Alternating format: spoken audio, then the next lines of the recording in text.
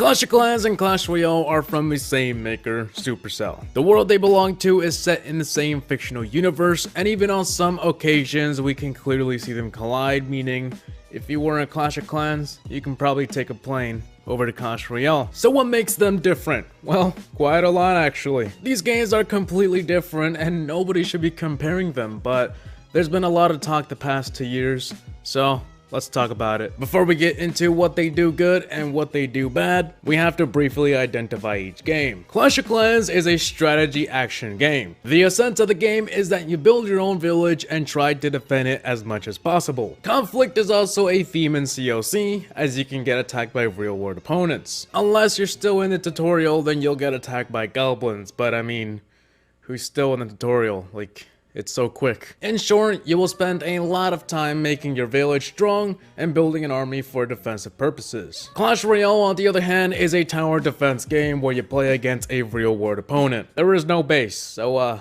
you don't really make anything. The game also has elements of collectible card games and multiplayer online battles. The goal of the game is pretty much to destroy the tower of your enemy. As a result, you will get rewarded a chest that is filled with gems, gold, and cards. When not battling, you can focus on unlocking chests, customizing battle decks, joining clans to talk about how OP a card is, donating or requesting cards, and visiting the shop to hand your paycheck to Supercell. So now that we know what the two games are, which I'm sure you already knew, we're gonna be breaking this into a few categories.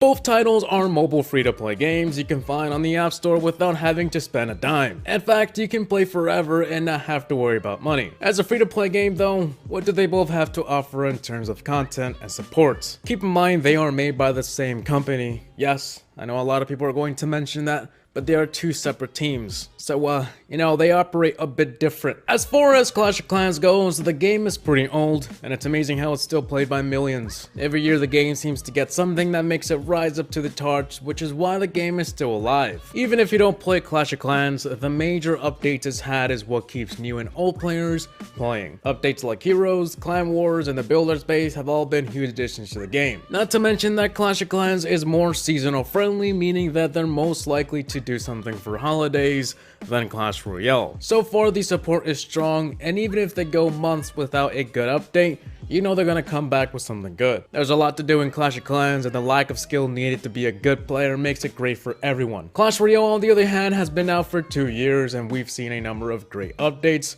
like legendaries, tournaments, touchdown, new arenas, and a lot of new challenges. Unlike Clash of Clans though, Clash Royale seems to be a more skill-based game. And because of that, we see dozens of tournaments a year all across the world. Clash Royale is very serious about esports, while Clash of Clans is more of the laid-back father. Because of the competitive style of Clash Royale, we also see a lot of balance updates to continuously fix cards that are too OP or need a buff.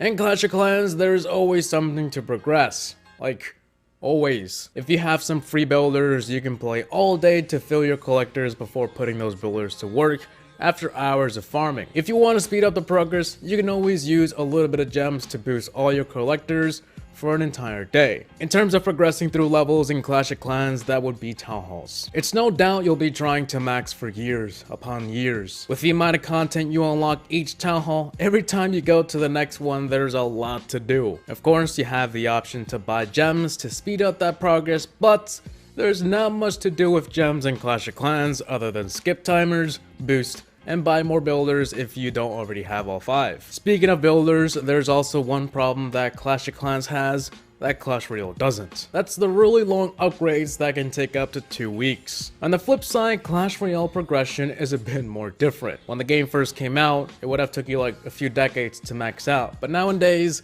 things have changed and it's way easier to progress. In this game, the only thing you can progress to is the next level and reaching new arenas to unlock new cards. You don't necessarily need every card in the game to move on though. Unlike Clash of Clans, in Clash Royale the only thing you need to wait for is chests, which is usually not as bad as waiting for your Archer Tower to finish upgrading. In terms of buying gems in Clash Royale, it feels like you have a few more options, like 3 chests you can choose from, buying boosts when they're available. You can also buy different chests in the shop when they appear, starting tournaments for a decent prize pool, and gemming chests, which is usually far cheaper than trying to gem your Town Hall in Clash of Clans. Both games are slow in their own way, but in Clash Royale, players who started playing since launch can already be at level 11 at 4,000 trophies and have all cards, and that is without spending a single dime. But in Clash of Clans, you will most likely not even be a max Town Hall 9 in 2 years. You will not have all the defenses or heroes either, unless you rush. Clash Royale definitely has to take the lead for being more fast-paced.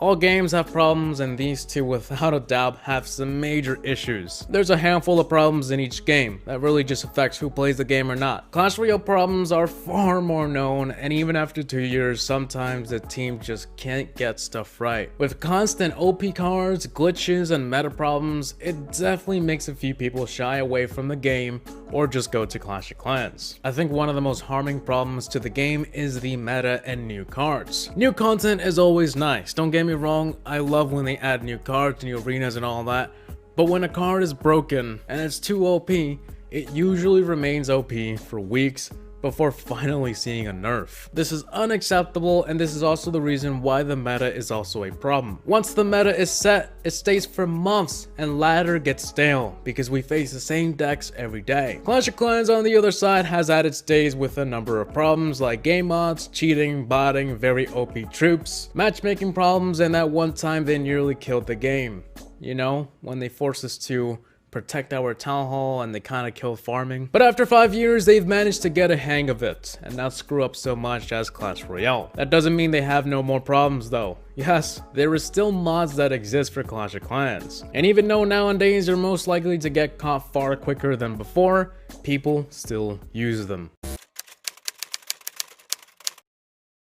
There's no doubt both games are striving hard to maintain themselves upright to have a bright future. Even though we've had updates that seem to disappoint us, we can all agree both teams are trying their best. For Clash of Clans, if the game has come this far, I can see it going as far as it wants. Nobody said a game has to die at a certain point. Look at Minecraft. That game is older than some people playing Clash Royale. Supercell purposely makes games to last, and Clash of Clans is definitely one of them. There's a lot the team can do to Clash of Clans, but they just have to make sure they add what will make the game have that refreshing feeling every time. Just adding more levels for 3 updates straight will not cut it. I think the COC team is ready for anything, and they've got what it takes. Clash Royale is in a very similar position. Even though the team is smaller, they sort of know how to handle things. They know how to hype people up for an update even though the update is not so good. And lately, every week there's something else to do, whether it's a special challenge, boost, or gold, gem rush. Even if these don't interest you, this is their way to keep things calm while they work on the next update. I feel like the Clash Royale team has to step their game up though. Card releases have been getting less and less enjoyable due to problems, and it's time for something big. The team definitely has it in them. I mean, it's a matter of when and how. If they get things done the right way, obviously the game will last for many more years. Clash of Clans also had a number of OP troops, but luckily in this game, they get fixed a bit quicker than Clash Royale. And plus, in COC, you can always change your base around and boom, you fix the problem. The meta in Clash of Clans just doesn't seem to stay for so long, and if it does, usually, that's not the only army or troop people use. It's usually not as big of an issue as it is in Clash Royale.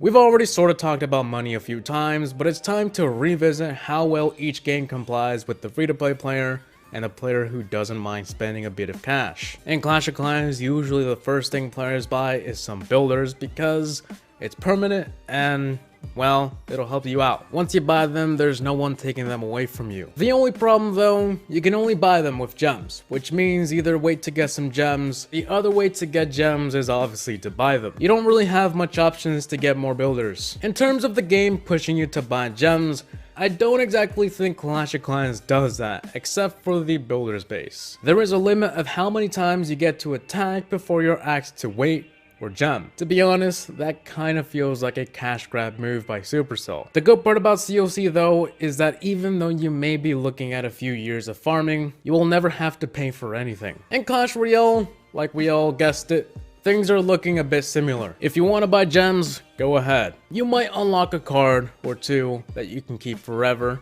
but you can also do that for free. You don't need gems at all to get chests. You can get them from ladder, you can get them from quests, you can get it from 2v2, there's the clan chests, there's all sorts of ways to get those chests for free.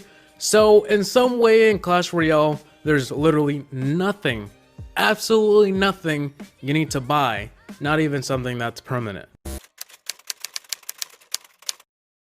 Clash Royale and Clash of Clans is a tough comparison because of how different the games are and how they strongly appeal to different types of players. It really just depends on the player. Do you like to have a more chilled, relaxed, build your base type game, or do you want to have a competitive player versus player game that is not laid back? Both teams definitely have the potential to make both games very successful, but like we mentioned in this video, they both have their fair share of problems they need to work on, and some things one does better than the other. So what do you think of Clash of Clans, and what do you think of Clash Royale? And what are some of the problems each game have that you dislike, and which game to you has more to offer? I'll leave you guys with these questions down in the comment section below. You can start a discussion, a war, whatever you want.